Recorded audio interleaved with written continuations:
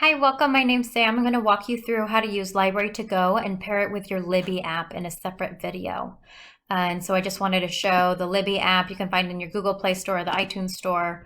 Sorry, I'll go back. It's that maroon logo with a book. So from our library homepage, mcminnvilleoregon.gov/library, you would then want to go to the right-hand column, Digital Resources. Let's click that. And that will bring us up to a new page, and highlighted are our most popular resources. And here's Library to Go. We'll click that. Once you're familiar with it, you can always use this web page also, library2go.overdrive.com. You're going to sign in, and I've used this before, so it kind of remembers me. So your library is not McMinnville Library. In this case, you're going to say CCRLS. That is our system, and that's what provides this service. And then you'll sign in with your library card. It starts with the numbers 236100, and those numbers are on the back of your library card near the barcode. All right, now once you're signed in, you will see these e-magazines. These are a newer feature, and they're highlighted right here on the top of the page.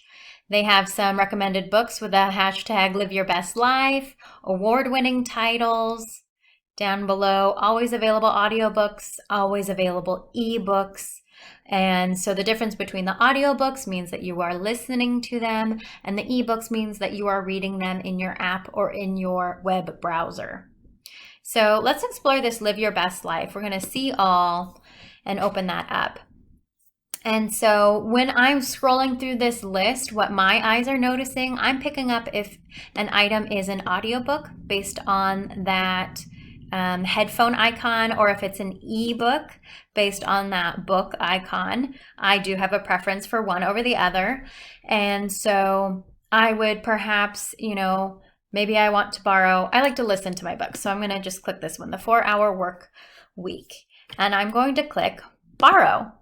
And so if I wanted to read this in my app, I would do so. And so it's going to give me this option. Do I want to download it now or listen in my browser? I'm not going to click either one of those. And in my next video, I'll show you more about what I do with it. So I'm going to click away from that. But I also wanted to share more about this system. So the subjects, if I click that, it's going to show us more of the genres that we're kind of accustomed to thinking of, those different areas. So they break it down through nonfiction and fiction. And there's a lot, juvenile fiction and all of their genres, juvenile nonfiction. You could also narrow it down by the types. So I like audiobooks, so I'm going to click all the audiobooks, and then maybe I'm interested in a historical fiction title. I would click that, and then here. And typically when I'm using Library to Go and Libby, I want something that's available immediately. So I'm always using this button over here that says available now. I want to borrow something right then. And so now I can see all of these items. And since I had already searched for audiobooks, these are all audiobooks. They all have that headphone icon. And here are all of my choices, and I'm seeing a lot that I like, a lot that interests me, and I would choose whichever one I wanted. I would click it and I just say borrow, and maybe I'm really particular. I could say listen to a sample, and I think it will play about 3 minutes, and I can choose, yes, I like this narrator, or I don't know that I like their voice. And I will say that is totally subjective. It's up to you, whatever. So that's that. And then I'll have a next video to pair this with to show how you can use your Libby app. Hi there. I wanted to show you how you can use the app Libby from your mobile device to read your books. So in a previous session, I had showed us or showed you how you can borrow books, and I clicked things, but I didn't do anything with them. I didn't open them. So I'm going to open them from my app right here. I'm going to click Libby, that one. And then you can see these are 2 titles or 3 titles that I think I borrowed. And so I am going to just say, I'm going to click on things in jars, open in Libby. And I click that, and it's thinking, and right away, there it is. And I would press play, and that would start the book for me.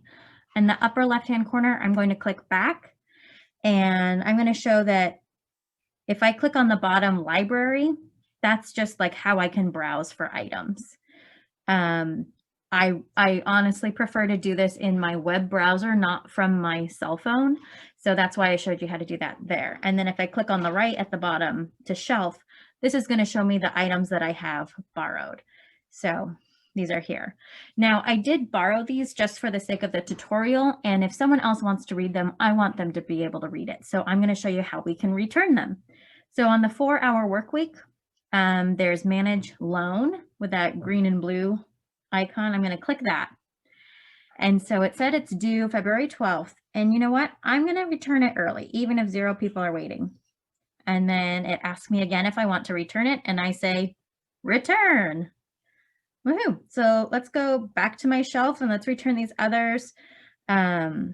So stamped from the beginning, even though I do really want to read that one. I know that I have a bunch of other books on my to be read shelf. I'm going to return that early. Return. And finally, let's go back to my shelf. I'm going to go to things in jars. I borrowed this one based solely on the cover. It looks beautiful. But look, 2 people are waiting. I'm so glad that I'm returning this early. This means those 2 people or one of them is going to get a little notice saying, your book is ready. And then they can start listening to it. So return. All right, so that's just a quick tutorial for how you can use Libby.